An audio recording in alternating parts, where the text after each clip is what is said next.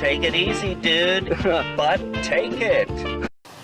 The reason the Amazon rainforest is so species dense and so highly integrated is because speciation and natural selection have been going on uninterrupted for 220 million years.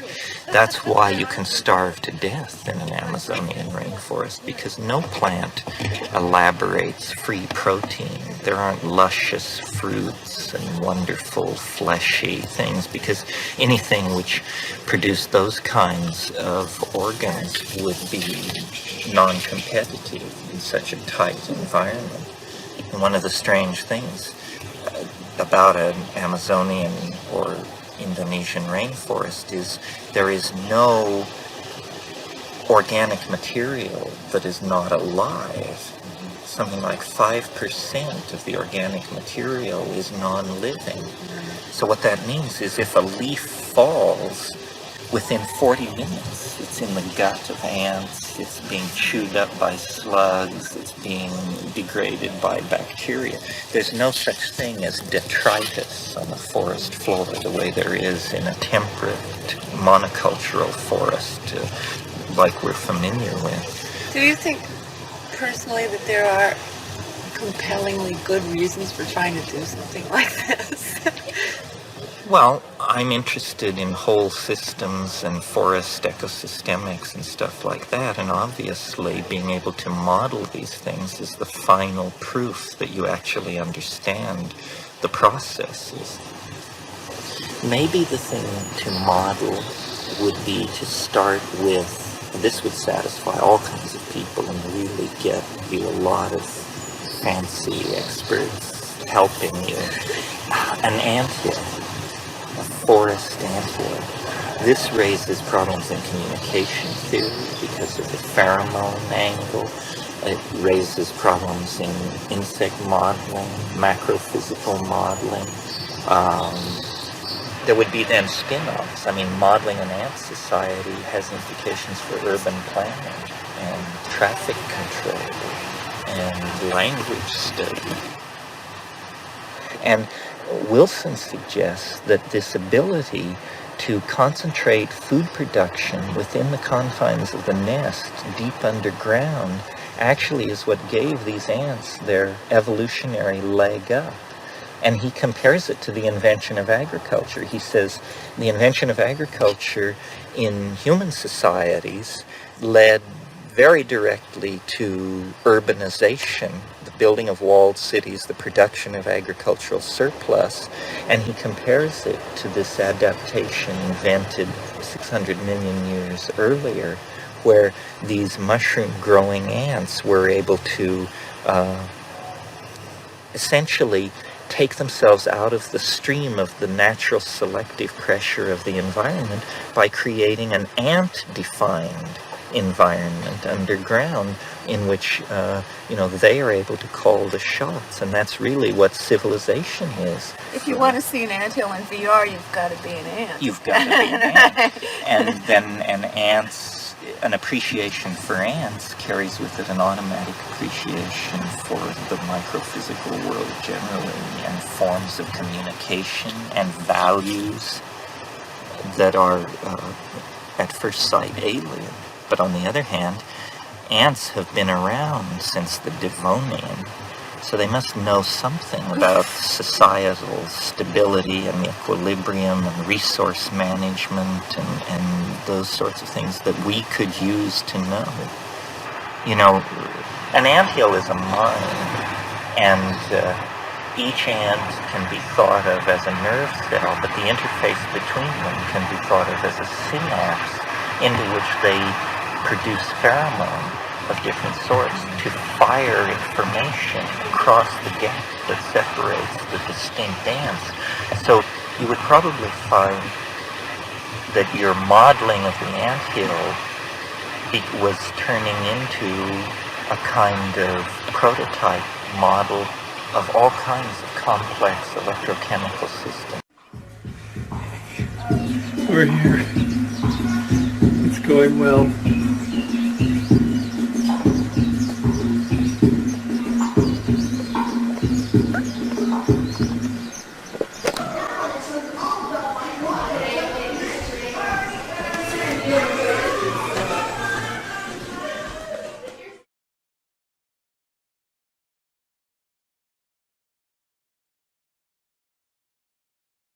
Not like Eldor. Now you're That's the maca. that's the mock. No, white.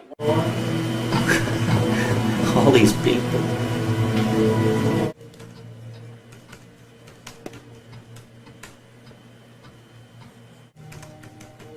Is this transcript, this whole thing, like, You can put it up if you want. I'm recording. yeah, you should post it to the novelty list. Yeah. I mean, it's a novel, right?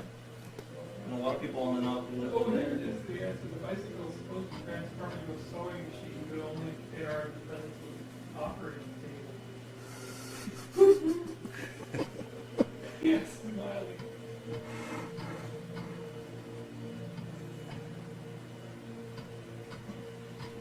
Do you want to do some talking? Tell them.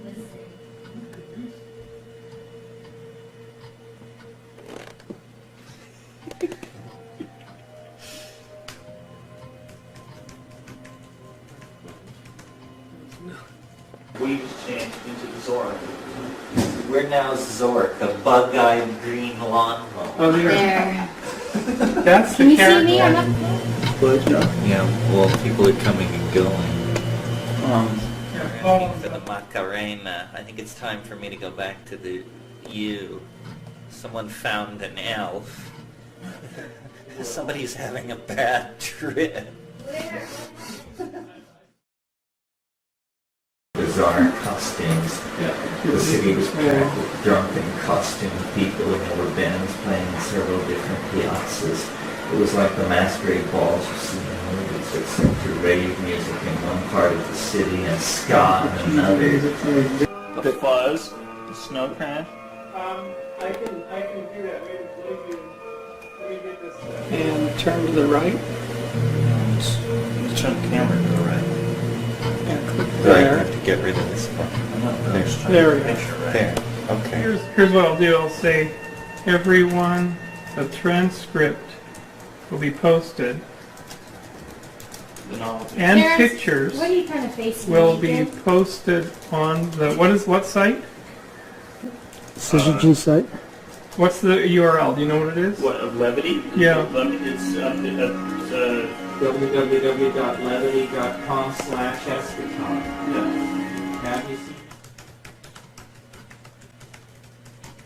Here's a telegram.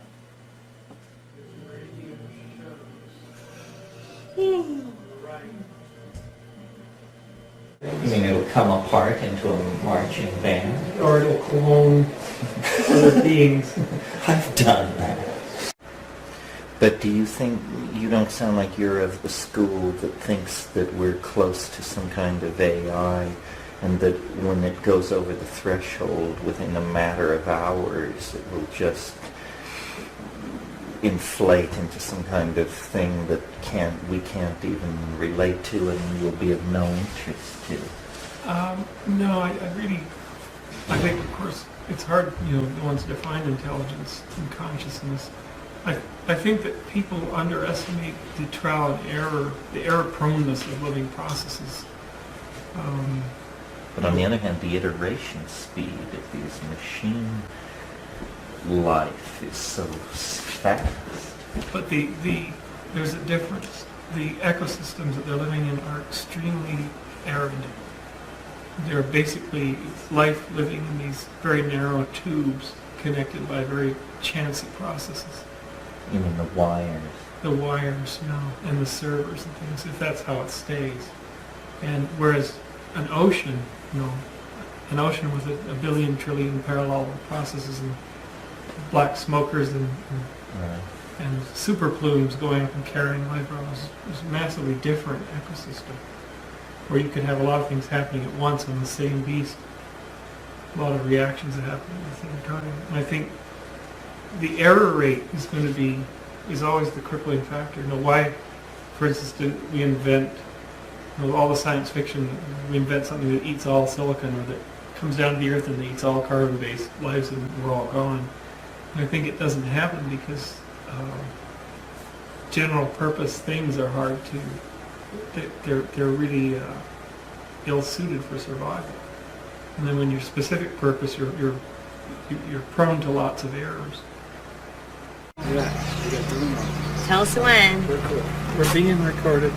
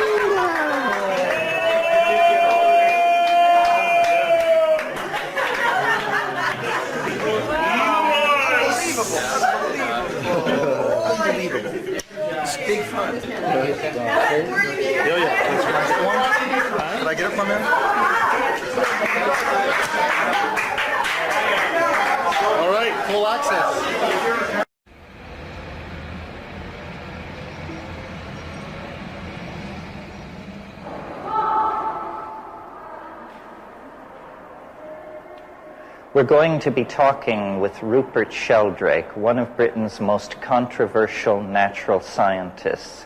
Sheldrake is the proponent of a theory called morphic resonance. He believes that the presence of the past actually impinges on processes in the present and the future. In other words, our world is as it is because of how it once was. This is not a genetic theory, not a theory of natural selection, but a field theory which holds that actions and situations in the past are able, through the mere act of having happened, to shape future and present events. Rupert, this immense Baroque building is the Museum of Natural History in Prague, and I wanted to bring you here because I thought it would be an appropriate place to discuss your ideas, because after all, a museum is a kind of archive of morphology. Exactly. With these stuffed animals and skeletons are like photographs, snapshots of forms frozen. But of course each animal behaves and moves, each animal develops as an embryo to its adult form, and each one evolves. So it's triply dynamic. We have to reconstruct that in our minds. But the whole thing really is a reflection, I think, of the memory behind each species. Each species is the repository of an entire process of memory. Well, now this is the part of your thinking which goes well beyond orthodox theoretical biology. Say a bit more about that. Well, the orthodox view is that all these amazing forms and all the behavior and instincts that the animals expressed were all coded in the chemical genes. So a materialist theory. That's a materialist theory. I think it goes far beyond that and involves a memory of instincts, a memory of behavior, a memory of form. That is not materially based. Not materially based. A collective memory on which each species draws. So here we are in the Hall of Paleontology. This is sort of the archive of all these morphogenetic forms that have persisted through time. Can you say how your notions go beyond Darwinian and Mendelian genetics and evolutionary theory? Well, I agree with the conventional theory that there are genes, they're important in inheritance. They give each organism the chemicals it needs. But as well as that, you see, there's the morphic fields, the organizing fields of these forms. And the forms, like we see in these shapes here, are all determined by the fields. They determine the way organisms develop. These are all extinct types. And I would say that the memory is not only inherent in the species while they're alive, even after they're dead, even after they're extinct, the world is still filled with, as it were, the ghosts of extinct species, memories of species that no longer exist. So the memories of evolution are cumulative, they build up, and sometimes we see in the course of evolution extinct forms of shellfish, for example, come back again after 10, 20 million years. These are called evolutionary iterations, evolutionary repeats, and they're explained in terms of atavism, the recapturing of ancient memories. But in a sense, you're saying that after the species is extinct, but the fossil form lives on, then it is somehow a catalyst to this recursion of form. There's an entire memory built into nature. The world is, as it were, haunted by the ghosts of extinct species. Each species is influenced by all the past members of its species, but behind that, all the forms that have gone before, which is why, in the course of embryonic development, we see echoes of the embryonic forms of remote ancestors, the way that we developed through a fish-like stage with gill slits and so on. But in a case like that, then how is it possible for new form to emerge at all? Well, this is where novelty comes in. Well, no one can account for novelty except perhaps yourself. To say that it's blind chance, as the conventional view, tells us very little, almost nothing. It's really just simply saying novelty is unintelligible. There are different ways of thinking of it. The founders of paleontology, like Cuvier, the great fossil pioneers, the pioneers of this kind of museum, had thought that they were all reflections of Platonic archetypal forms, timeless forms. That wouldn't really explain creativity. It would simply say there were pre-existing forms that were merely manifested. Other people would think of creativity as going on as evolution proceeds. So a bird like this didn't exist at one time, then usually by a sudden jump it would appear, and then through repetition would become increasingly habitual, then become extinct, and the potential habits, the memory would persist in nature, although it wouldn't be expressed.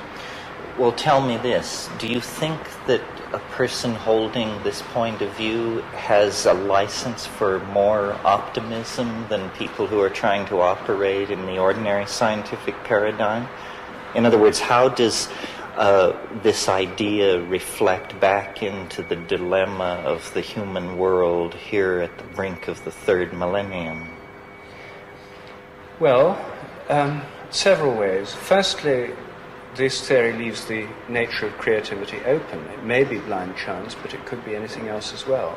There could be a directing intelligence. All we know is that new things appear. We don't know how they appear. Secondly, it tells us that habit is a very important principle in nature, and it makes us aware of the importance of our own habits, personal and cultural. But thirdly, the theory tells us that when new things happen, by morphic resonance they can spread around the world much more quickly than they might otherwise be able to. And this could be a ground for optimism. It means that change can happen faster than we might otherwise believe. And change, fast change, seems to be very necessary if we're to survive. So what you're saying is we don't have to rely on mechanisms like cultural diffusion or direct communication. These new concepts, new paradigms are in the air, as it were. Yes. And of course we all know about modern telecommunications, modern mass media. But morphic resonance means that new attitudes, new patterns of behavior can spread much quicker than one might otherwise have thought. Well, tell me this then. How is the theory of morphic resonance doing? Is it behaving according to its own predicted trajectory, or is it meeting unexpected resistance? It's meeting expected resistance. I see. But the idea certainly seems to be catching on. I mean, there's a sense in which this idea of a kind of habit appeals to people. You know, people, it makes sense, the idea of a collective memory. The idea that what we learn is like a kind of remembering of what others have learned is intuitively plausible to me and to many other people. And I would say certainly the idea is getting easier to explain than it was when I first thought of it. Well, I've heard it said that it very elegantly and neatly solves problems which are insoluble by any other means in biology. Could you just name a couple of these areas where it makes clarity out of chaos? Well, there are many. One is the development of form in embryos, the way that a bird like this could grow from an egg. And how any organism develops from an egg is a great mystery. And the idea of morphogenetic fields, form-shaping fields, is the basis of the whole theory. That's what I started from. And so it helps to explain the problem of form. It helps to explain the inheritance of instincts as well, how new patterns of behavior develop and spread. So these are two of the areas that it helps. So is it the non-material presupposition that makes it so difficult for orthodox science to accept this into its canon? Yes, it's the idea of a kind of non-material memory on which each member of the species draws and in turn to which it contributes. It's very like Jung's idea of the collective unconscious. This is an idea that's in one form familiar to people already. But because modern science is steeped in a kind of materialistic way of thinking, the idea that everything has to involve material and material transfer is very important for a lot of scientists. Of course, in the light of modern physics, it's a very old-fashioned idea.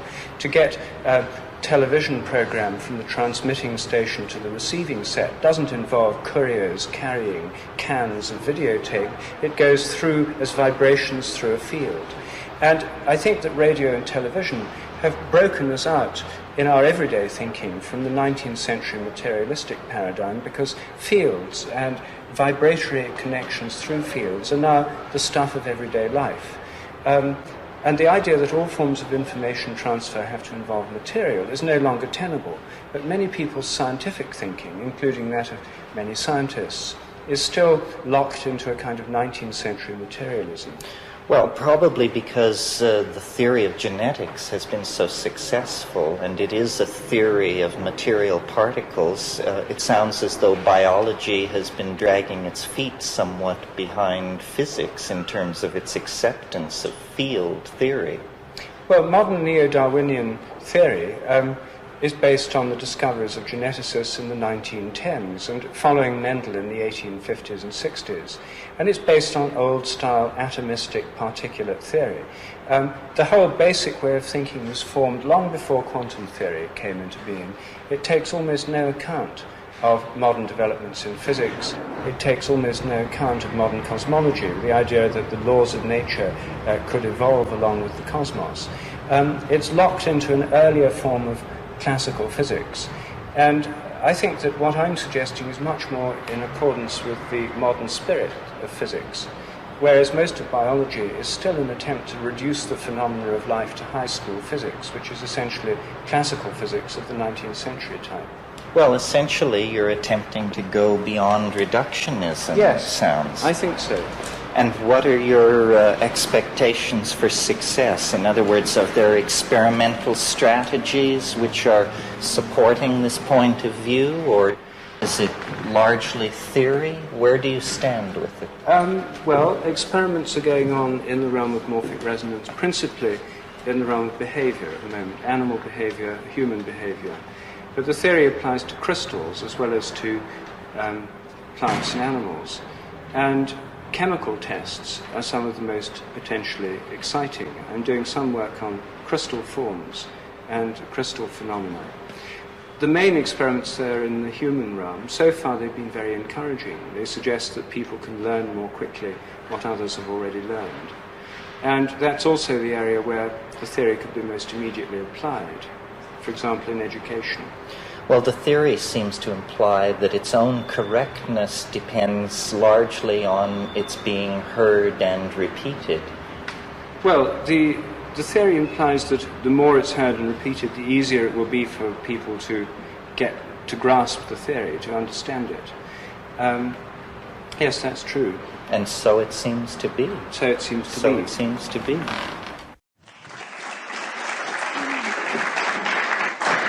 My pleasure to introduce tonight's lecturer, Terence McKenna. With the release of his captivating new book, True Hallucinations, Terence McKenna has given many of us renewed hope that the philosopher's stone as fungus is finally within modernity's reach. During this sleepless period, I sat one night on this laundry rock below the police house where Dennis was incarcerated, and he was more or less incarcerated because he refused to keep his clothes on, and anything put in a room with him he would hurl out the window. He even hurled the window frame out the window. So he was thorough.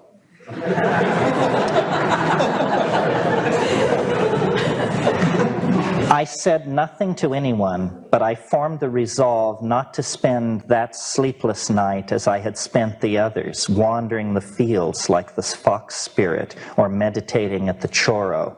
Rather, I would sit here where the lake emptied and the Agara-Paraná resumed its languid course, here at the boat landing, 70 feet down a steep mud bank from the river house. I would sit through the night and watch.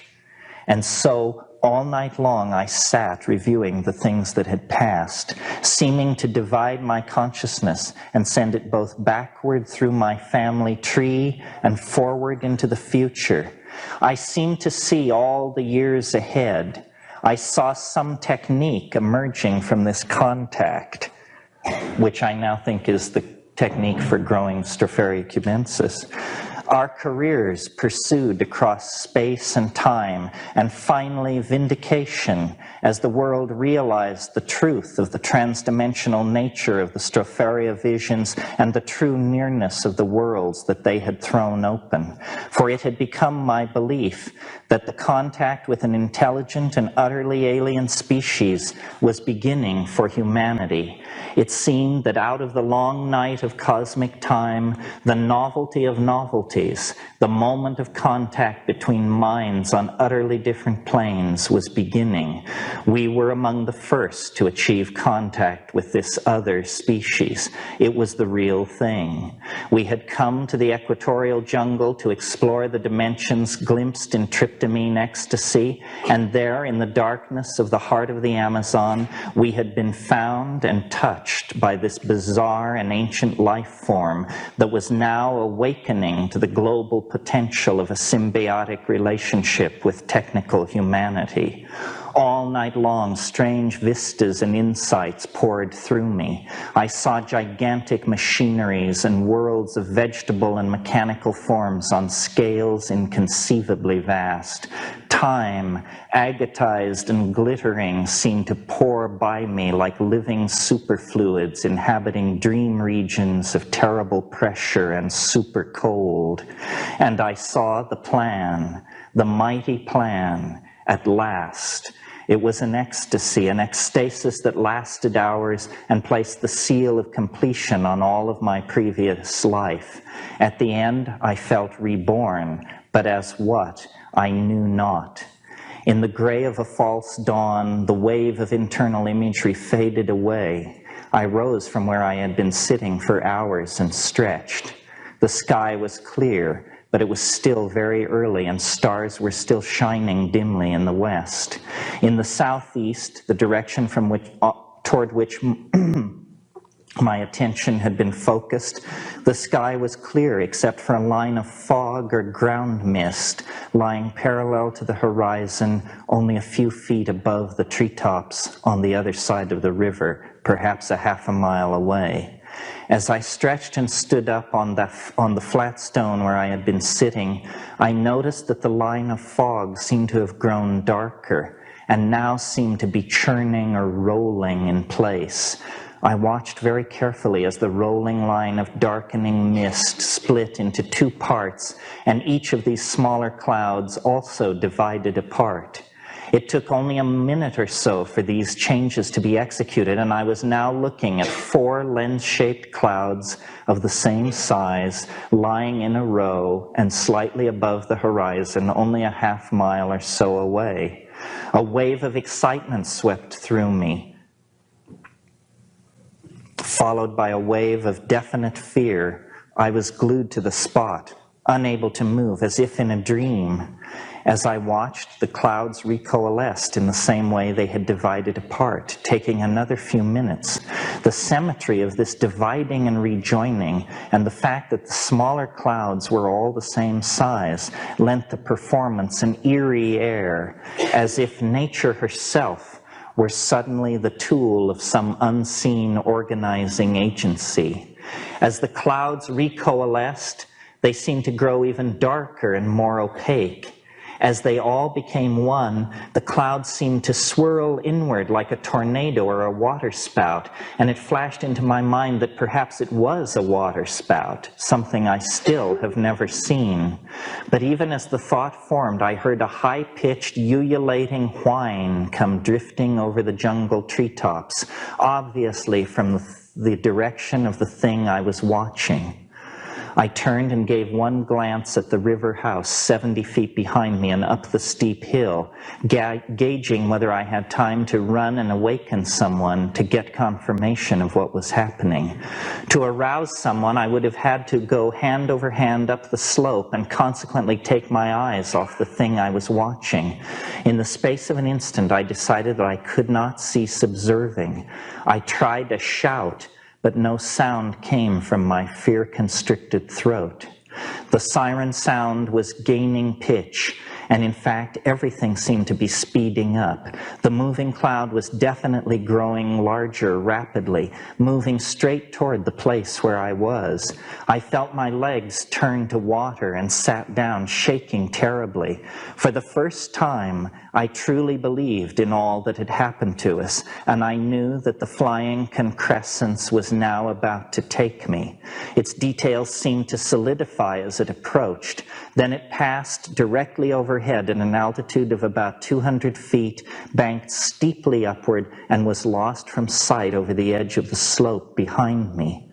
In the last moment before it was lost, I completely threw open my senses to it and saw it very clearly. It was a saucer-shaped machine, rotating slowly, with unobtrusive, soft blue and orange lights. As it passed over me, I could see symmetrical indentations on the underside. It was making the whee, whee, whee sound of science fiction flying saucers. My emotions were all in a jumble. At first I was terrified, but the moment I knew that whatever was in the sky was not going to take me, I felt disappointment. I was amazed, and I was trying to remember what I had seen as clearly as possible. Was it real in the naive sense in which that question is asked of UFOs and tables and chairs? No one else saw this thing, as far as I know. I alone was its observer. I believe that had there been other observers, they would have seen essentially what I have reported. But as for real, who can say? I saw this thing go from being a bit of cloud to being a rivet-studded aircraft of some kind. Was it more true to itself as cloud or aircraft? Was it a hallucination? Against my testimony can be put my admitted lack of sleep and our involvement with psychedelic plants. Yet curiously, this last point can be interpreted in my favor. I am familiar through direct experience with most classes of hallucinogens. What I saw that morning did not fall into any of the categories of hallucinated imagery I am familiar with. Yet also against my testimony is the inevitable incongruous detail that seems to render the whole incident absurd. It is that, as the saucer passed overhead, I saw it clearly enough to judge that it was identical with the UFO with 3 half-spheres on its underside that appears in an infamous photo by George Adamski, widely assumed to be a hoax.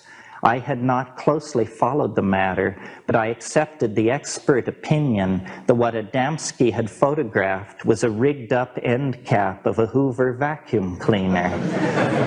But I saw this same object in the sky above La Chorrera. Was it a fact picked up as a boyhood UFO enthusiast? Something as easily picked out of my mind as other memories seem to have been?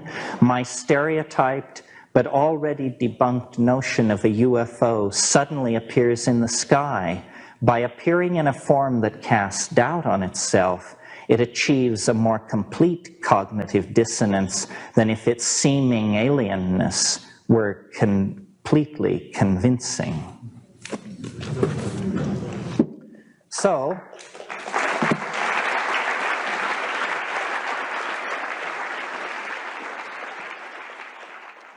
looking back at the European example, in 1355, a third, count 'em folks, 1/3 of the people of Europe died because of the Black Death. Nobody sheds a tear for these people. This was as devastating as anything that's ever happened in Europe. World War II came nowhere close to killing 1/3 of the population of Europe. But the Black Death did. Well, how did the centuries that followed view that? As a tremendous stroke of good luck, because it pushed back many kinds of crises of resource distribution and availability. And, you know, George Ball, as recently as 10 or 12 years ago, was talking about triage in the third world. Those of you who don't know what triage is, that's where the medics go out on the battlefield and pile the people too shot up to be saved in one place, and they don't get any morphine, any medication, anything, because it all has to go to those that have a chance of making it through. George Bush suggested that there be a list of countries that would be treated this way. No international loans, no infusions of capital or high technology, because it was wasted to send it to Bangladesh. It just meant that people in Zimbabwe and Uganda had less of a chance of making it. So, you know, these horrible possibilities loom. It's like anybody who's an IQ over 120, you kill them. That's right. Anybody who can read, the get the smart guys syndrome, of which there may be much more of that.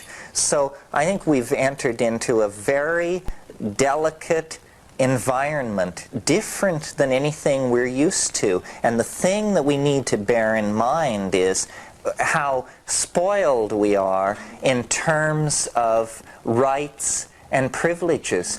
Things have been going pretty smoothly since 1945. Oh yes, a lot of blood shed among the brown, yellow, and black people, but it's all been kept at the periphery.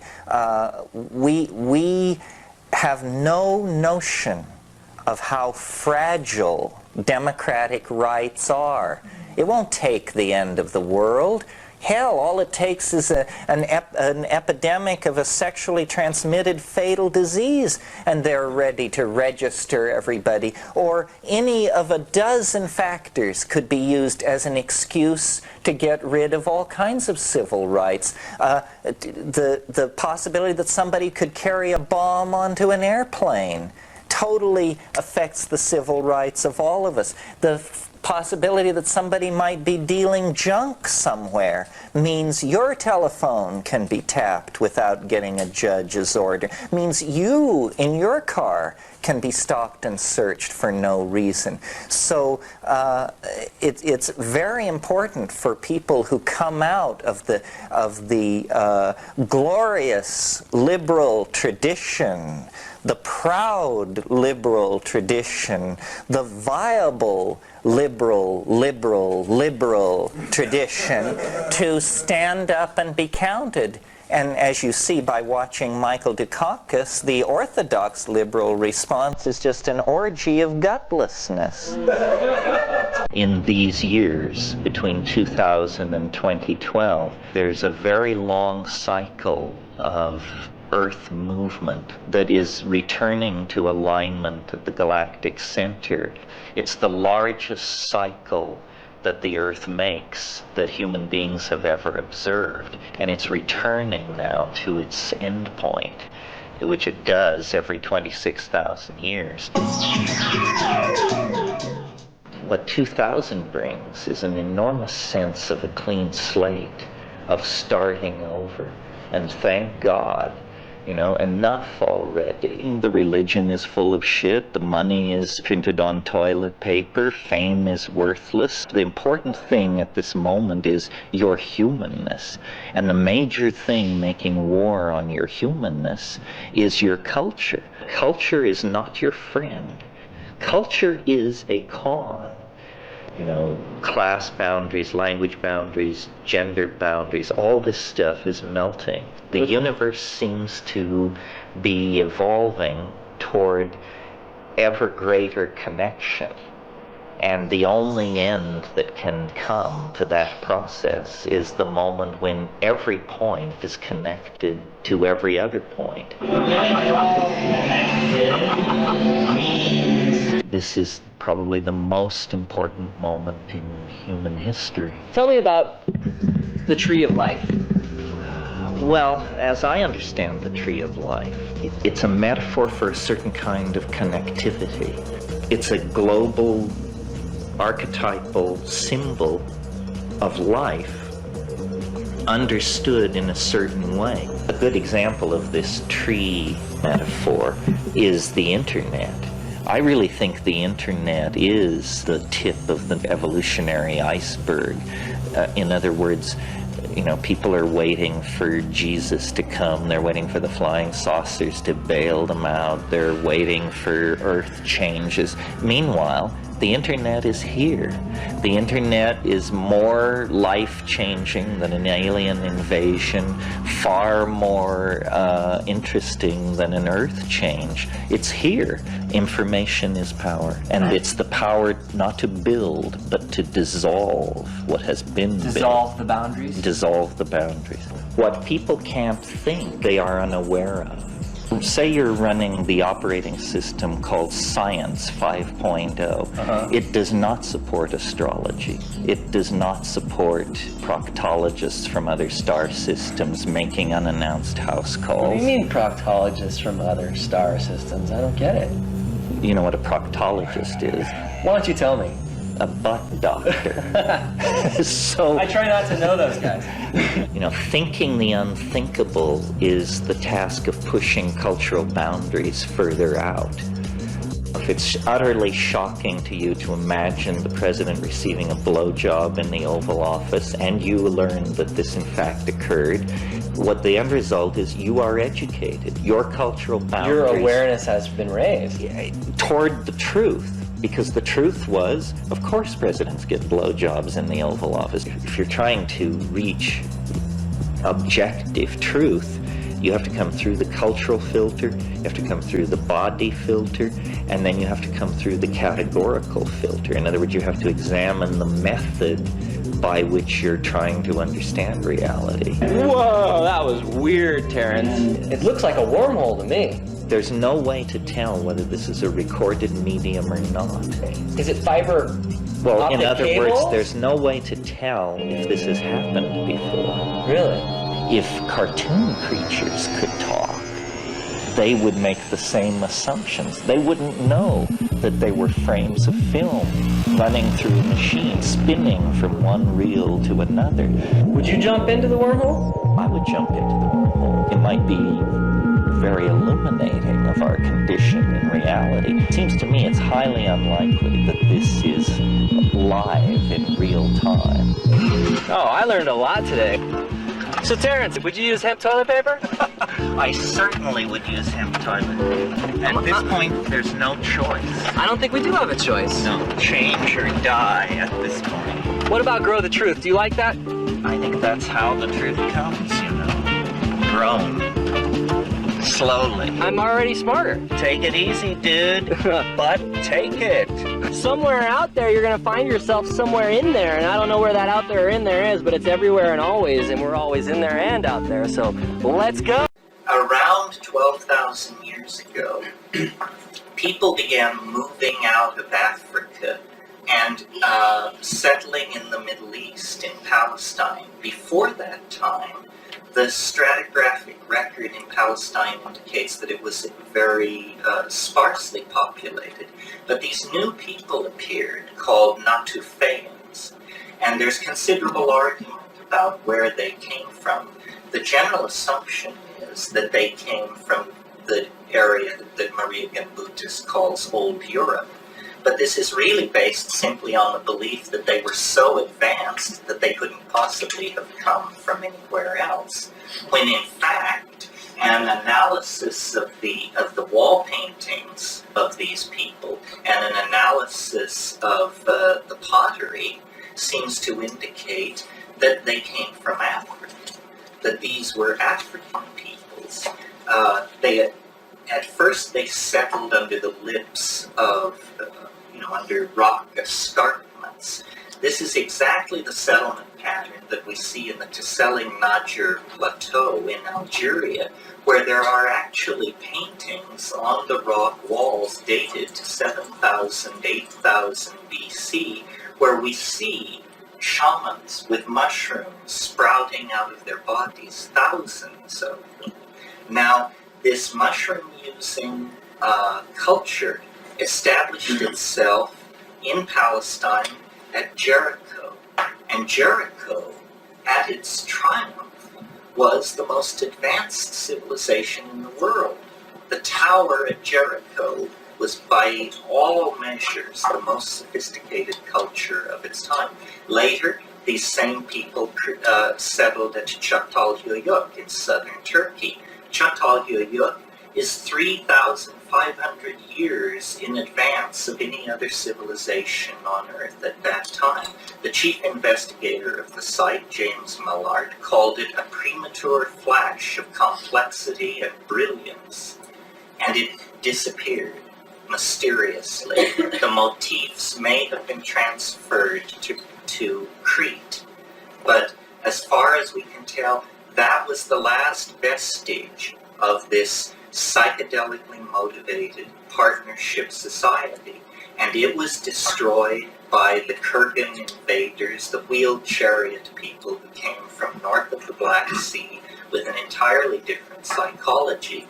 You see, their psychology was shaped by the domestication of the horse, which was a permission for a raiding psychology, a psychology of nomadic plunder, while the domestication of cattle in Africa some 5,000 years before had created the opportunity for this goddess, mushroom, cattle kind of psychology to evolve.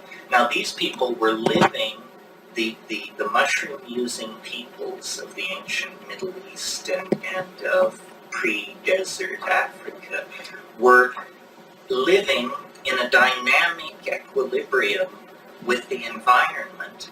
This was the Edenic state. I mean, if you read the story of Genesis carefully, it is clearly the story of a drug bust. It is clearly the story of a woman's transgressions, and Yahweh, walking in the garden, says to himself, if they eat of the tree, they will become as we are. There's no shilly-shallying about this. What was at stake here was whether or not human beings should claim a stake in Godhead. And the decision was made that they should not, and they were cast out of Eden, and an angel was set at the gate of Eden with a burning sword so that they could not find their way back. This is the story of continual centuries of continual drought, shattering the back of a partnership civilization that was at equilibrium in Central Africa 15 to 25,000 years ago. Now, we are the sad inheritors of this situation.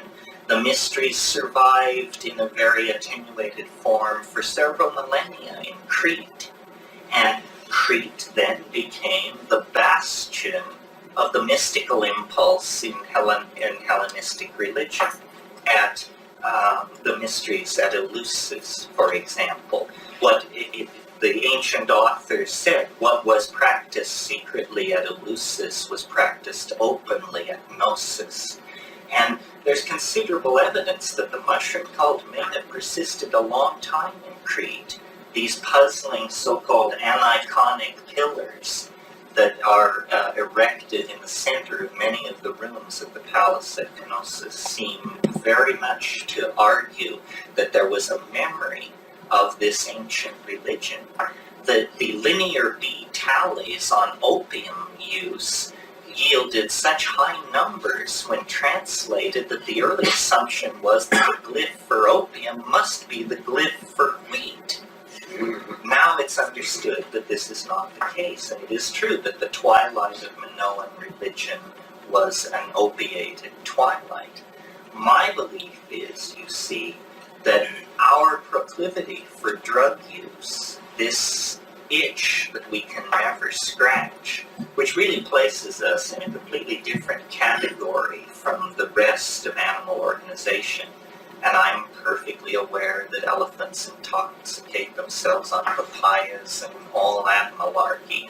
But those animals that have preference for intoxicants usually prefer one or two. We have scoured the biosphere for drugs of all sorts. And a drug that was used 200 years ago by 5,000 or 6,000 people can probably be bought within minutes if you walk out of this building, because the news spreads. We have an absolute obsession with the alteration of consciousness. And I believe it's because we are in a state of, call it trauma, denial. We as a species are the victims of a dysfunctional childhood. We were torn from that which gave life meaning by climatological and cultural factors which forced us then into the nightmare of history. And it is from that nightmare that we must awaken, or the lethal momentum of egocentrism is going to shove us right over the edge. The ego is like a calcareous tumor on the personality of each of us. This tumor must be psycholytically removed. It must be dissolved. Not that we must have no ego. After all, when you take someone to dinner, you want to know whose mouth to put food in. But the big ego that flowers out beyond the operational need to identify with a single body is an entirely maladaptive response. And we're sick with it through and through. No less a bastion of conservative and establishment thinking than Arthur Koestler. In his book, The Ghost and the Machine, finally concludes, we have to have a drug which inhibits the territorial impulse. That was when the territorial impulse was a big buzzword. But what he meant was, we have to interfere with the ego. It's completely unnecessary. It's a burden to everyone who has it, and the collective impact of it is absolutely fantastic. So the archaic revival is an impassioned and unconsciously driven reaching back into time. No, the Renaissance won't do it.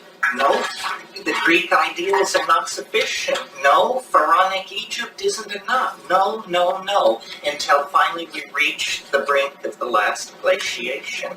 And there we find people who are functioning their fertility levels, their supply and demand relationship with their environment, all this is working. Now, it's easy to object to the notion that an adaptation that worked for nomadic herders 15,000 years ago has any relevance to today's problem.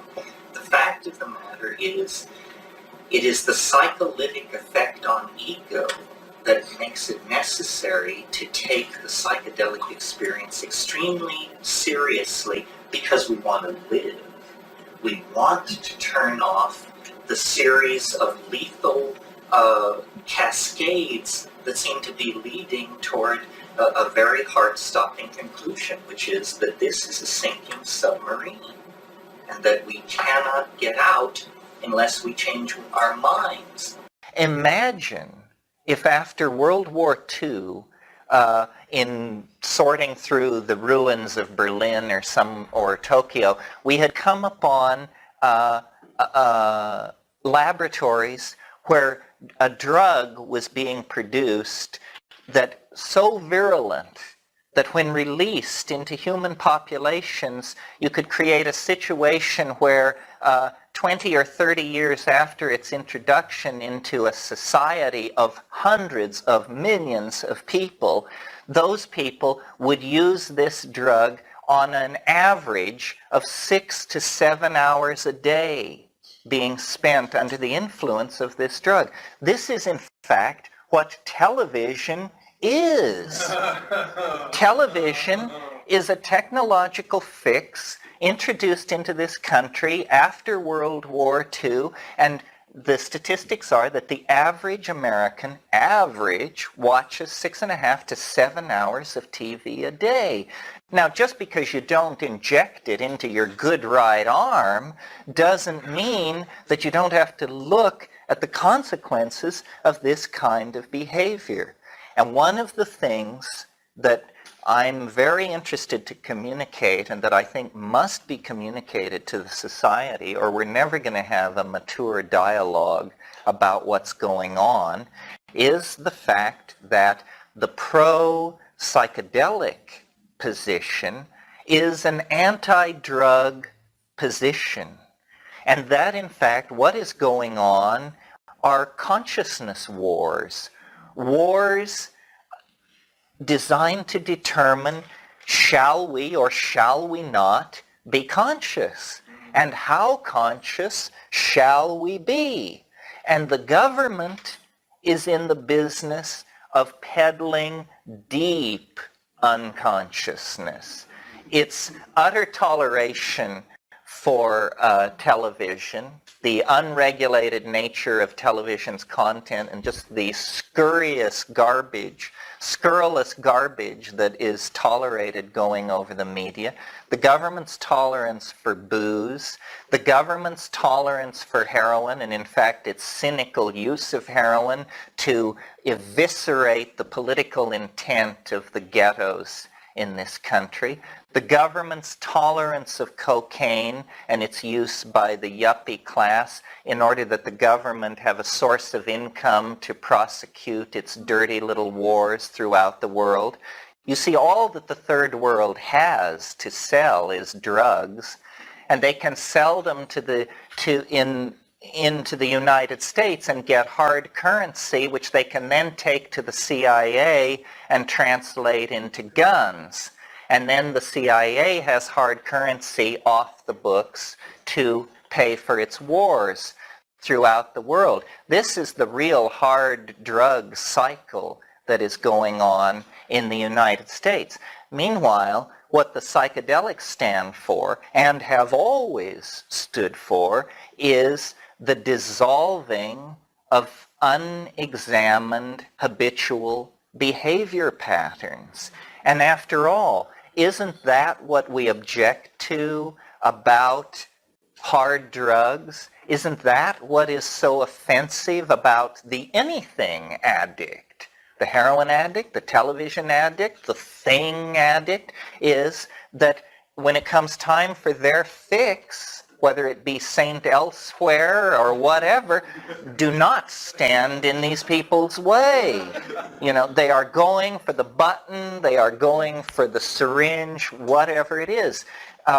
Unexamined, habitual behavior that is self-destructive and socially destructive is intolerable. It is also the absolute antithesis of what psychedelics do. They break up unexamined habitual behavior patterns. They call into question cultural assumptions. They do not dull, they do not deny, they do not fill time.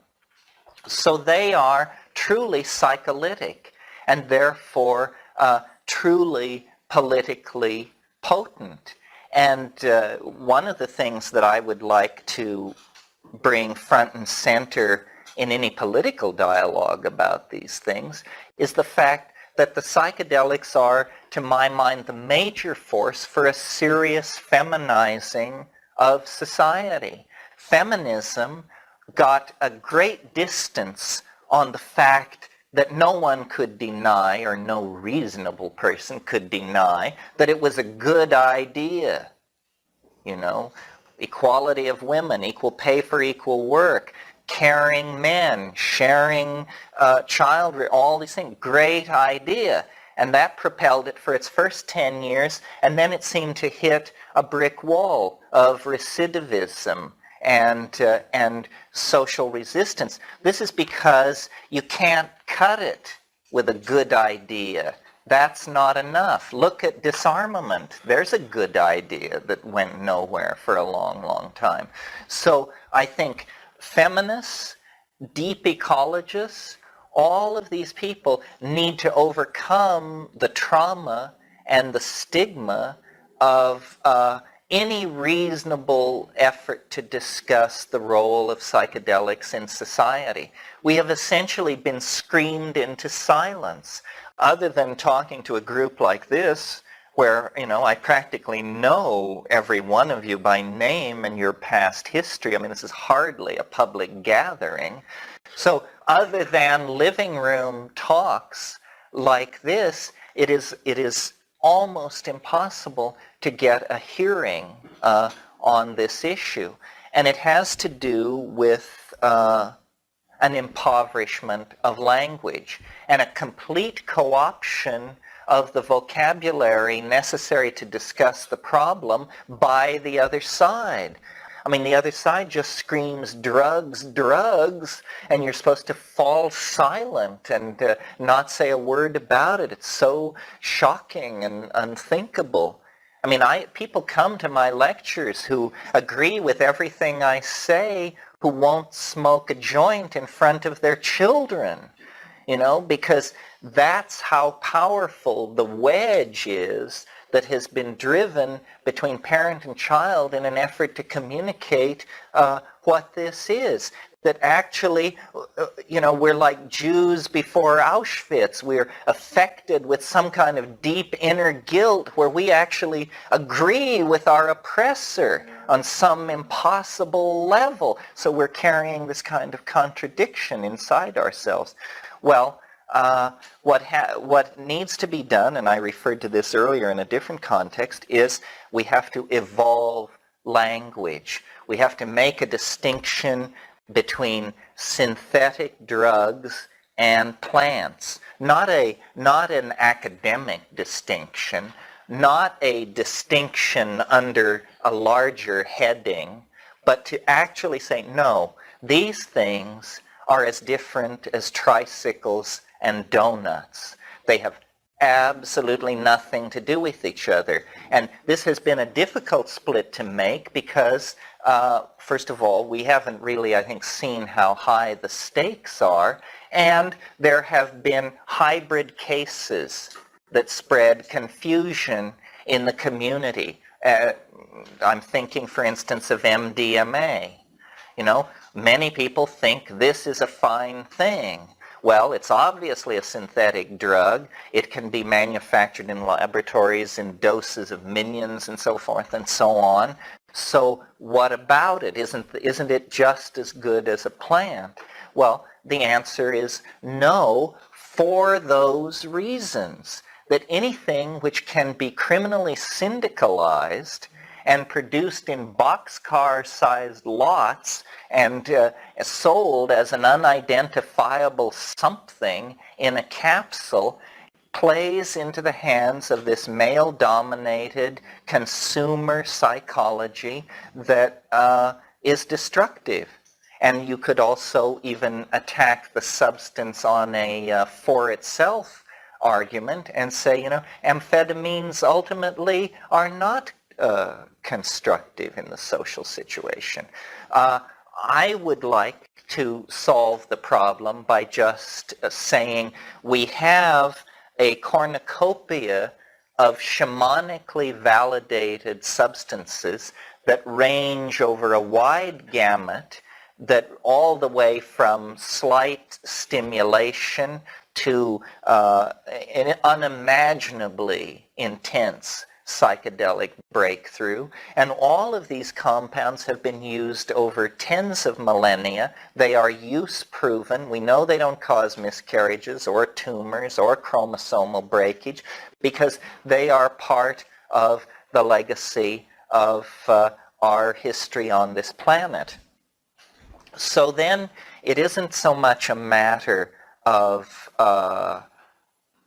seeking through pharmacology ever more and varied kinds of consciousness altering things. It's more about trying to get back to our roots and trying to get the most benign plant-person relationships possible put in place.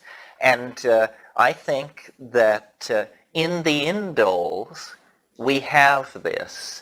And that this is a good way to think of it because it can be understood by our critics because they are reductionists and materialists. So if we say to them, the indoles are the special category, we will save 90% of what we want to save and exclude 95% of what we wish to exclude. Here we are, backstage. Remaster Labs. Chillin Terence McKenna. That's Terence and Nick Gerber. You know Nick? Make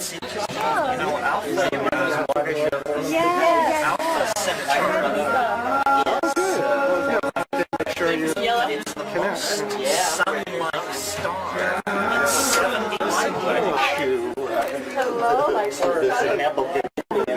We're not monsters, Terence. We're not monsters. Turn reality inside out, make the inner worlds outer and the outer air. We're not In fact, what do you make of this Anton Zellinger character, the Institute for Quantum Cryptography? The guy who's teleporting larger and larger things. Caltech has done the one better. Caltech is teleporting macroscopic objects already. You saw this? Oh, it's in science. It was in science last month. You know, Macroscopic objects meaning what, a molecule? no, not a molecule. No, a lot of light. Light. A bunch of light in a particular quantum state. Well, what do you make of this? Well, it's going to be a long way before we have teleportation. Well, so what if that weren't true? What wasn't true? That it isn't a long way before we have teleportation. What if it were 5 years out? There's a catch. It's not faster than light.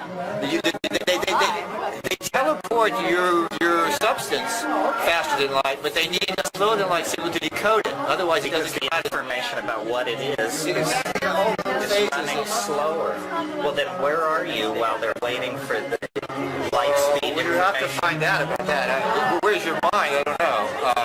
But so there is a catch. They can teleport something that could be turned into you once a certain code. But it means that within the solar system, or the planetary surface, this is only of technical interest, and the thing is like an operable miracle. At the moment, but remember, light speed subjectively is instantaneous. Right. If you travel at light speed, it doesn't seem like anything is happening. Right. So subjectively, this teleportation could be instantaneous. It would take 4 years. Someone watching you would see it take 4 years. But for you would step into the teleportation booth and end up on Alpha Centauri like that. But you have to send a receiver ahead, right? You have to actually send a physical object, which is the receiver. And once so you have the problem delivered all over again. Except you don't have to deliver biology to the star. You just have to deliver technology to the star. Remember in Contact, all they sent was the blueprints. They sent us the blueprints and we were able to build it. So, but that's because they knew we were there. We can't assume that about Alpha Centauri. Well, I'm working on mental contact with those fuckers, you know. I mean, watch that Stellarator. No, Stellarator. That was a primitive. No, what to tell you about the Stellarator? It's lovely. It's lovely. The Stellarator. But some variant on the Stellarator will work, Terence. I swear. I believe you. Discuss the potential effects that Alpha Centauri's light and the energy connected with whatever was there. If there were a water-rich oxygen world, I think it would incredibly focus the historical intent. I mean, the primate desire for open space would believe that, you know, it would be paradise. Everyone would believe it was paradise instantly. And all of society would bend its will to go out there. Now maybe there's a galactic something like that, where people focus their minds and get in contact with other beings. If I focus my mind on, say, Sirius. 5 grams in silent darkness, right? No, I'm talking about some stellar object. but I'm open to chemical beings. Quantum mechanically mediated contact with extraterrestrials via submolecular. No, mental. We would do the astral channel first, I think. The drug molecules, their structures are important. It has to do. They are like antennas and transmitters. It's all a tinker toy world of essentially nanotechnological natural objects. I agree. Yep. The universe is a novelty-producing engine of some sort. And the further you move from the birth of the universe, the more novel the universe becomes until you arrive here tonight. This is the most novel moment to date in the history of the universe. It is not only a world of astrophysical forces, or a world of astrophysical forces plus organic chemistry, or astrophysical forces, organic chemistry plus biology. But this is a world that has all the levels of novelty that have accumulated throughout the career of the evolving universe. Each level built on the level which preceded it. And one thing I want to point out about this is that this is the first, if you agree with this, then the first payoff is that suddenly human importance is taken back from the scientific view that we are the chancely evolved witnesses of a meaningless process in an ordinary corner of a universe too vast to conceive or imagine. That incredibly disempowering picture of who we are in the cosmos is misled. The actual facts of the matter are that in our bodies, in our brains, in the culture that we have assembled, all the novelty that preceded us has been exploited and is expressed and is honored.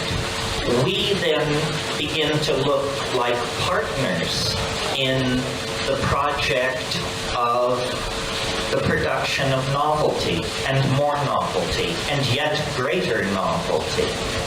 Okay.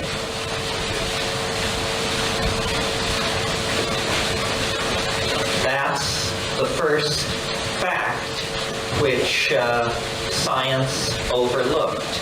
the conservation of novelty. The second fact that science overlooked is more of a stretch in terms of the break with the past style of thinking that it requires.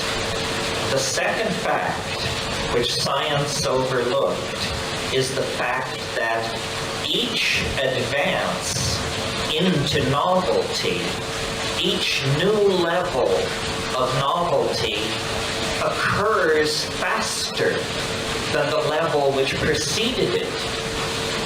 This is incredibly important because what it means is that the culmination of the novelty-producing process could be far closer to us in time than we might ordinarily suppose using scientific assumptions about reality.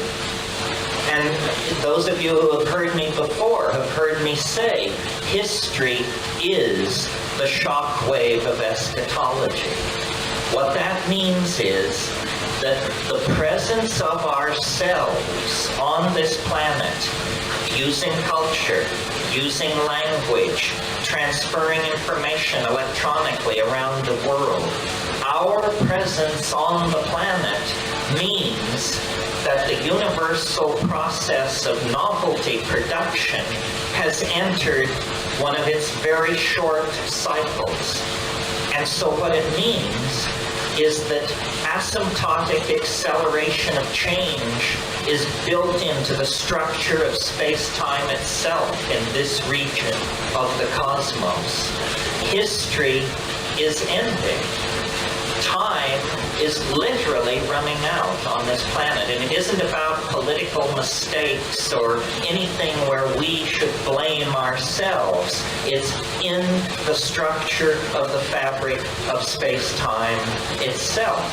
And the proof of this is ourselves, because the emergence of conscious human beings out of advanced primates occurred with such explosive suddenness that it, like history, argues that we are in the presence of a process that is quickly beginning to accelerate and cross boundary level after boundary level as it bursts through to greater and greater degrees of freedom.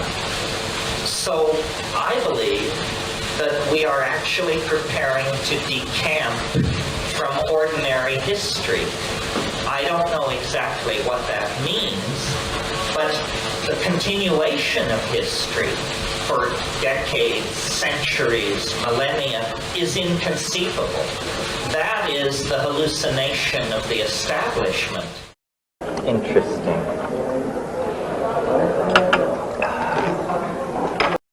The idea of novelty applied to the physical laws. Subatomic particles, they must be shifting very rapidly. Well, I think anything you can't understand probably doesn't exist. I mean, one of the weird things that we do is we have sanctioned ideologies. And, you know, I suppose to somebody milking their cows and spinning wool in the 12th century, Thomas Aquinas was the equivalent of quantum physics. And he said, well, good thing these priests are on top of it, because we simple folk can't understand it.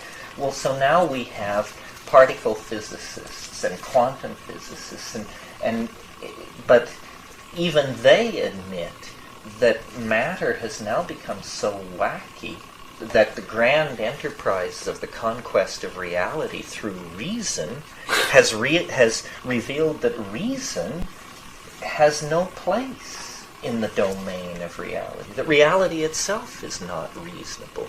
Rupert was just describing to me a conference he was at with Dennett, the guy who wrote Consciousness Explained. You probably all know that book.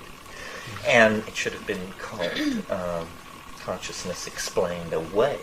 But anyway, Dennett was saying, you know, I want to get rid of magical matter in the brain. I just believe the brain is this and that and the other thing. I want to get rid of magical matter. Well, there was a quantum physicist there, Stefan Glashow of Harvard, and he said, well, I've got news for you, John. Quantum physics has turned matter into magical material. So now the whole program of saving reason has to be abandoned. The prosecution of the understanding of nature has pushed us to the point where we see that that matter itself exceeds rational apprehendability. So what does that mean? Giving up codifying stuff? I mean, It gives up the idea. It means giving up the idea of closure. Yeah. That there's not no conclusions. No conclusions. I was just at a conference where I met all these people from Ecuador, and there was an anthropologist there. Some of you may know this guy, Sparrow Miller, and he lives with the Guarani in Ecuador. And he told me, he said, the amazing thing about the Guarani is that they don't think anything makes sense. That's their official explanation of the universe, is that nothing makes sense. That's true to me. And so they are completely at home with that. Consequently, their contribution to epistemology has been vanishingly small. On the other hand, they have a very good time and are quite comfortable with their wives, children, In other words, they animals. don't understand anything. Why should we understand? Look at us. We wear penis sheaths and paint ourselves blue. You're asking us? Educate yourself. Well, since this is the 10th anniversary of the Telluride Mushroom Conference, it's a wonderful excuse to look backward and look forward at the history of mushroom consciousness and the short and long perspective. And I think it's important because if you look around, you'll notice that we cannot be told from the general public. We dress like them to some degree. And we cut our hair like them to some degree. So it's only events like this that draw us out of the woodwork, out of the woods, as it were, so we can see who our affinity group is.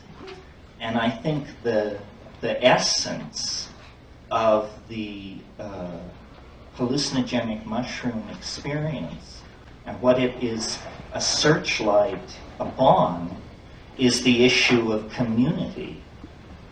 And this is, to some degree and in a different tone, what I talked about last night.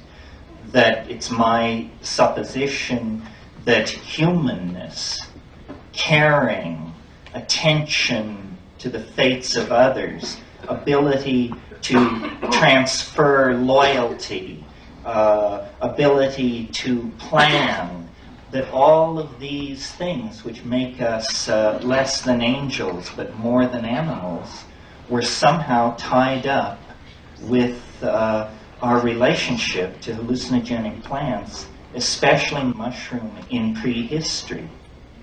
And last night I talked about it in a sort of nuts and bolts manner, the way you would if you were trying to convince an Evolution 101 course that psilocybin could have an impact on primate evolution.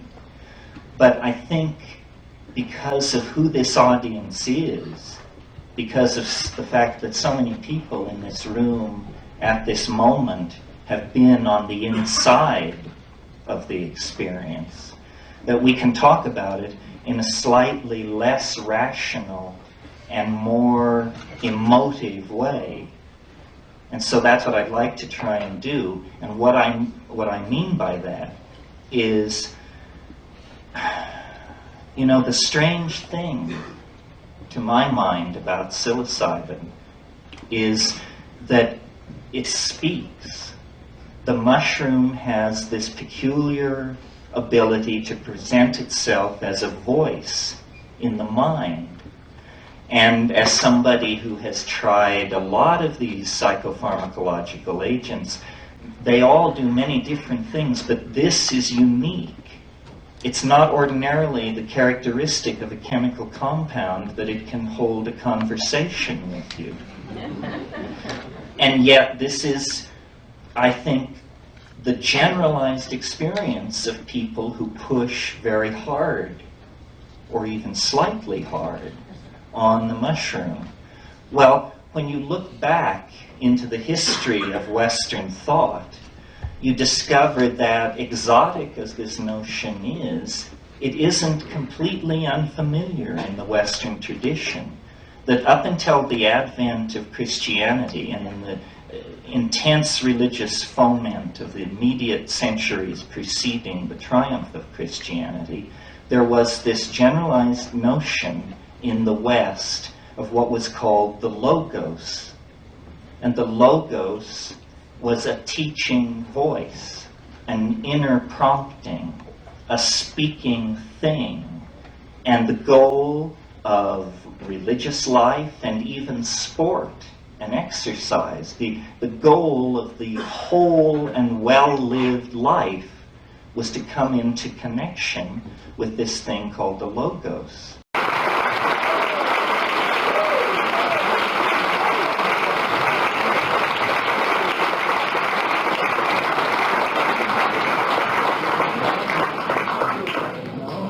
I wish I had some of that stuff.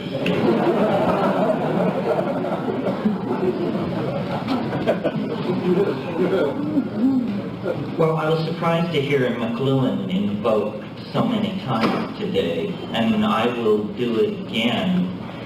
McLuhan had an idea of what he called the global village, and the global village is coming to be. This is what the crisis that is being presented to us as a crisis in communism is. It isn't a crisis for communism. Communism is going first. But what it is the death knell for centralized structure, for centralized.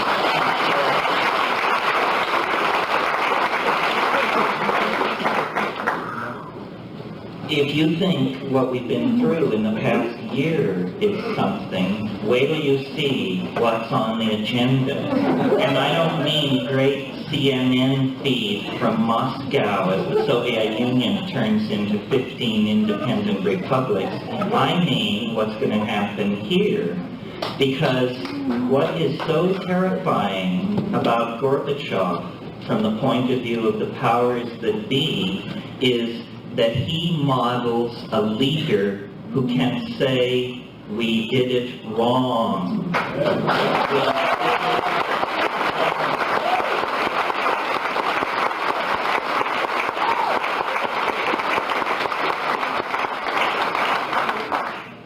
Baker was on one of the talk shows after one of these we did it wrong statements by Gorbachev. And they said to him, well, under what circumstances would an official of the United States government admit a mistake? And he said, well, you don't understand. You see, we have a collective decision-making apparatus, and hence, we don't make mistakes. You see? So I think that, to return to McLuhan for a moment, what's happening is, as Yeats said in his poem, the center does not hold. Mere anarchy is loosed upon the world, but as fans of chaos, we should know that this mere anarchy is the incarnation of our goddess Discordia, who is going to pull down the hunky structure that is oppressing everybody.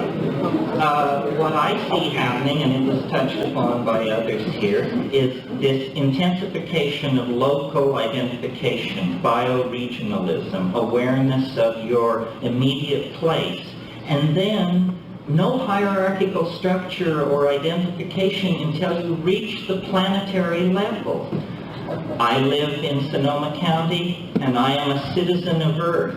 I recognize no intermediate structures except when I have to.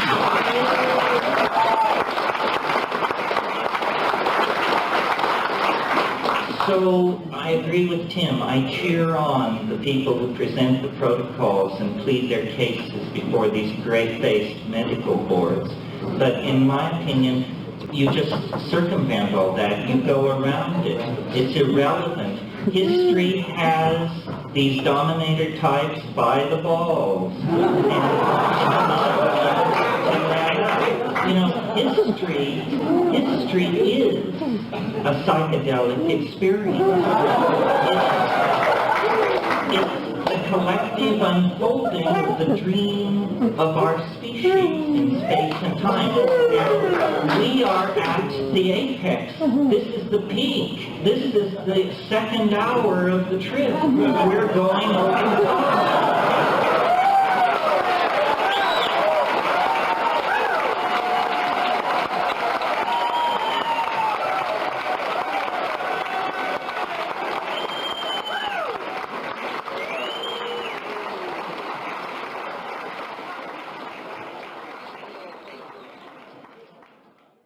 It's very nice to be here. I come in peace for all mankind, and womankind as well, if I may dare to represent them.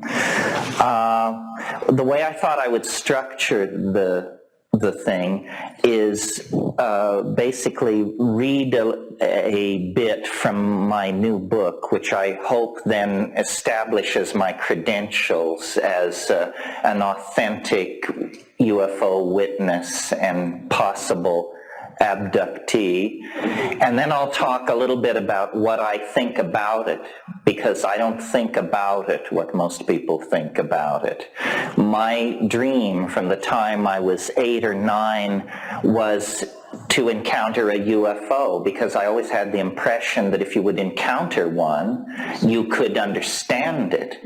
That it was maddening to realize that it seemed to have a great affinity for people who live in trailer courts, but very little affinity for anybody I knew. And so you constantly had to filter these eyewitness reports by people that you wouldn't send to the corner store to buy milk. So this was a problem, and it will haunt, I'm sure it haunts many of you who have never encountered a UFO. So I'll read the description of the encounter, then talk a little bit about my conclusions and ideas about it, and then we can just have a discussion. I guess I should say a little bit about my method. I really am a fence sitter. I loathe science and am always keen to attack it in most situations, though not here, because I love reason, and I'm perfectly aware of the difference. I also know what a concept means, like rules of evidence. It's been, 47 years since the Rainier Lights, or close to it, and the phenomenon has not become more explicit. The hysteria has become more explicit and has wandered first in one direction and then another. But if this is a contact, it's the most peculiarly uncontact-like contact it's possible to imagine. It reminds me of people say of the crop circles, they're communicating. Yes, but if they picked an incredibly obscure medium in which to do it, because we who love communication can glean very little from what they're trying to say. I have to introduce the context, because it wasn't like that we just happened to be driving in a lonely and remote place and suddenly, no, it wasn't like that. We were in the center of the Amazon basin. We had come there to explore tryptamine hallucinogens.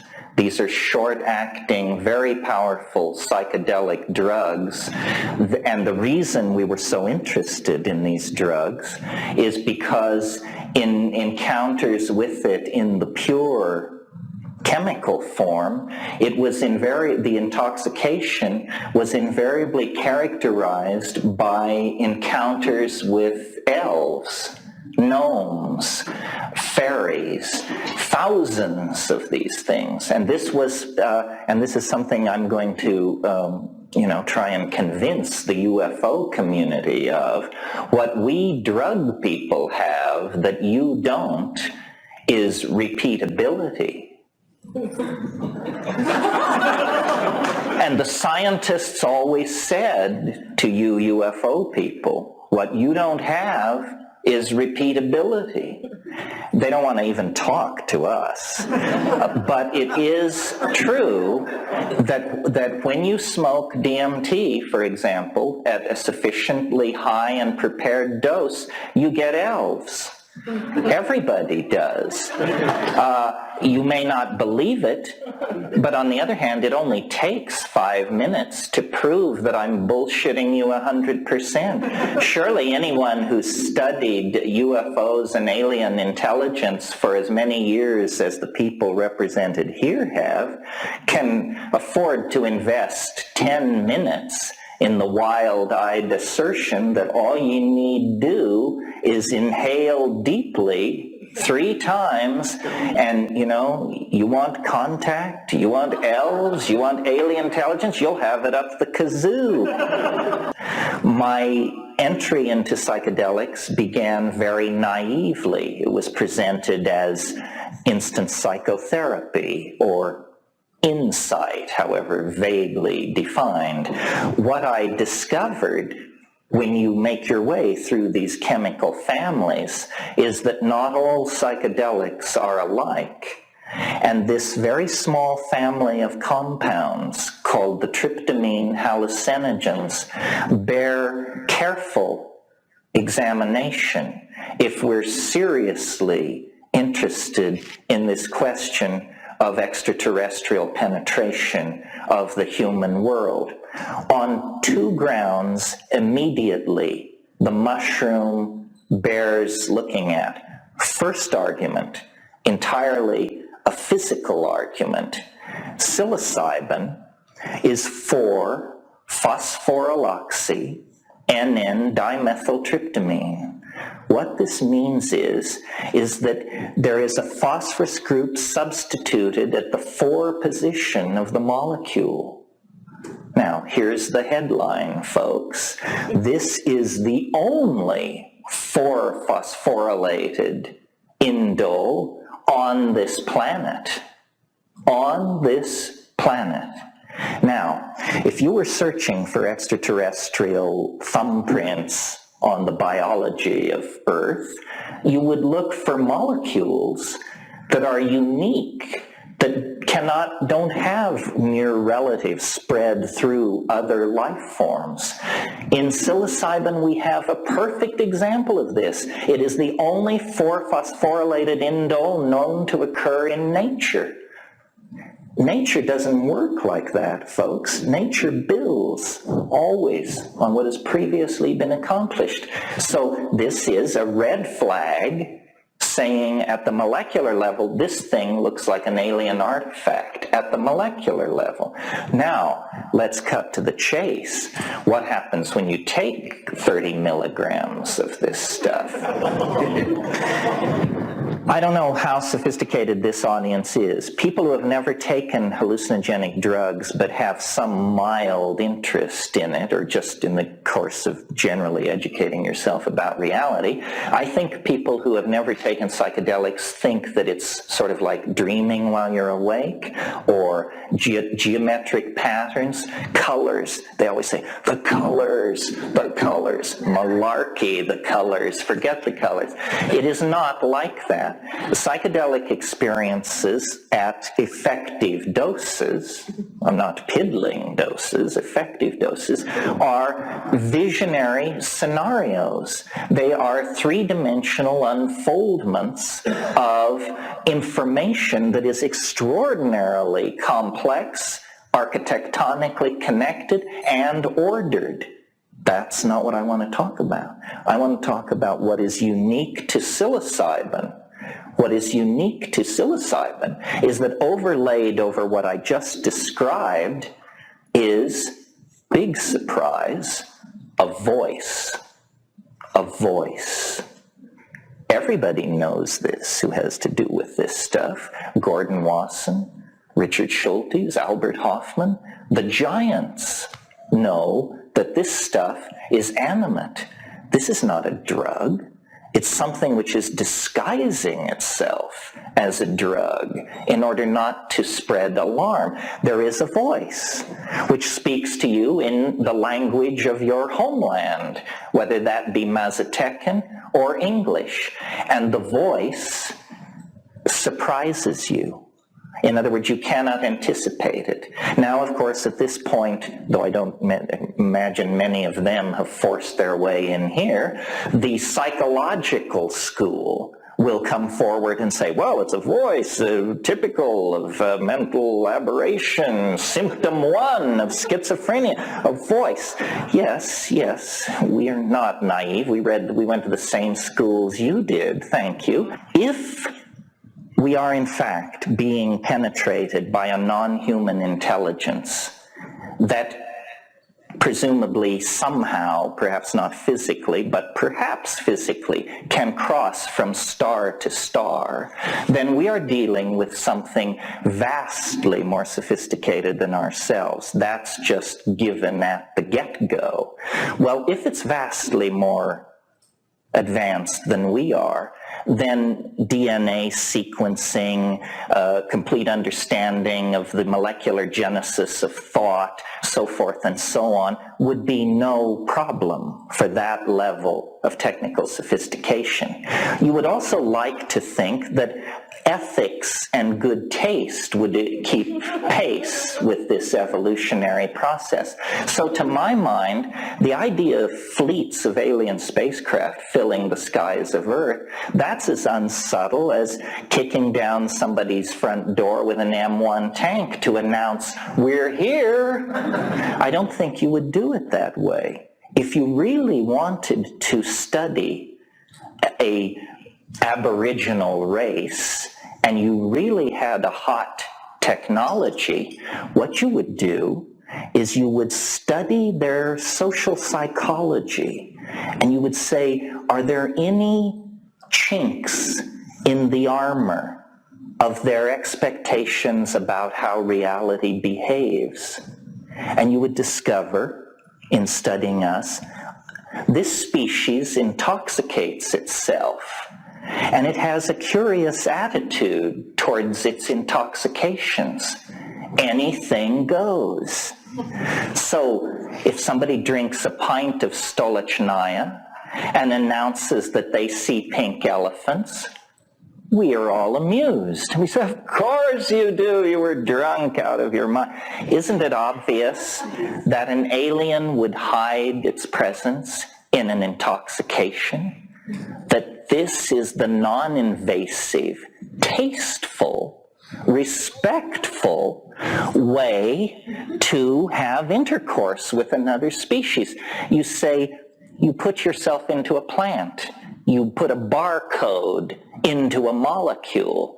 Then the shaman intoxicates himself, and he says, aha, it's an ancestor spirit, or it's the soul of the plant. But whatever it is, it's giving me good information. It's telling me where the reindeer went. It's telling me what the weather will be next week. It's telling me who stole the goose, and it's telling me who slept with who, and it's telling me who among the ill members of my tribe will live and who will die. And with that information, I can make a political career as a healer. Plato said time is the moving image of eternity. The way I think of shamanism and psychedelic voyaging is that it is transdimensional travel, literally, not in the undefined way that you often hear it used, but in the mathematical sense. A shaman and a psychedelic person and a UFO contactee is someone who has seen the end.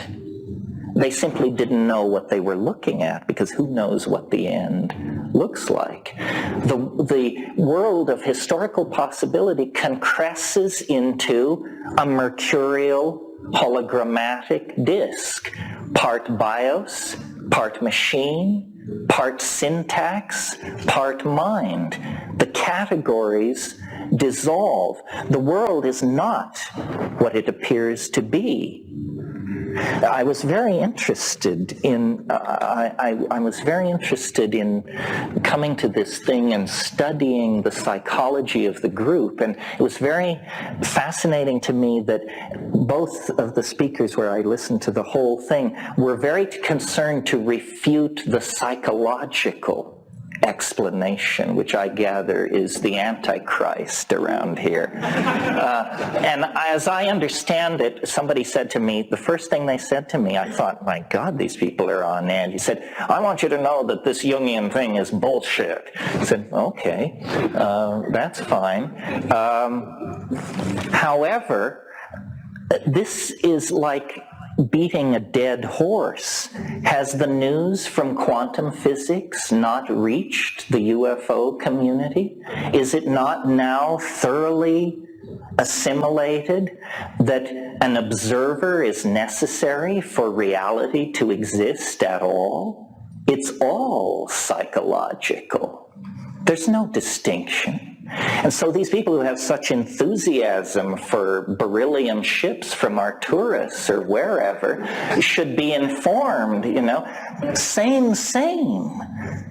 That's important news. It is now, and where is it coming from? Let's not rush past this here. Physics has always been the paradigmatic science. All sciences have physics envy. Why is that? Because it's not unlikely in a physics experiment to be able to predict an experimental result to 3 decimal points of accuracy. That's science. You don't get that in sociology. You don't get that in psychology. You don't even get that in biology. And physics is the most mathematical of all the sciences. So around the towering edifice of physics, the more frightened and uncertain of the sciences had gathered near her skirts. Well, so now what is physics telling us? Saying, folks, hold your horses here. It turns out the cheerful world of billiard ball-like atoms winging their way through Newtonian space is in for serious revision. It turns out that these particles aren't even particles. They're waves. Well, no, not exactly. They're both. Well, what I actually meant to say was, and you discover the babble of mad people is what is coming out of the physics departments today. Science has collapsed. Its core has given way to contradiction. Number one, it's incomprehensible. Number two, it's self-contradictory. Number three, you can't conceptualize it except in some enormously complicated mathematical phase space anyway. So this concern for the materiality of the saucers is a completely anachronistic issue. Carried far enough, the analysis of this stage will show you that it has no, quote, reality to it. Now this plays nicely right into my hands. Let's go back now to those drug-induced hallucinations. You know, I think every UFO investigator in the country, they have these forms when they come rushing out to your house when you report an 11-mile-long green cigar overhead. And the first question is, are you intoxicated? Do you have a history of taking drugs? What is your relationship to altered states? Most encounters with extraterrestrials take place in altered states. That's what altered states are. Reality is, you know, the tip of an iceberg of irrationality that we've managed to drag ourselves up onto for a few panting moments before we slip back into the sea of the unreal. Who am I and what is it? Who am I? Well, yes, what is my reality? I don't think I have a ready answer. I mean, I could try an answer. If you mean what is it like to be me, it's exactly what it's like to be you. One of the things I've noticed going around doing these kinds of talks is that I truly believe that any one of you could do this. The great frustration of my own life is that I am not a great painter, a great artist, because we need to send people who can paint what they see, who can, through computers and sculpture and whatever, carry the message back. The other thing that I think psychedelics teach, if you do it, this is not what it teaches the first time, but if you give your life to it, it teaches you that death is not dissolution. It teaches you to overcome the one truth that we all accept from science, which is that when you die, you're compost, and that's it. I don't believe it. I think psychedelics secure the existence of the human personality beyond death.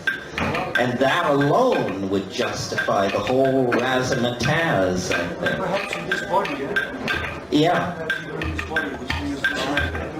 Yeah, so I think the body is the placenta of the soul. And that when the soul is finished, it can sever its connection to the body. We can bury the body under the apple tree, and the soul will then proceed with its career in a dimension that we cannot even conceive of.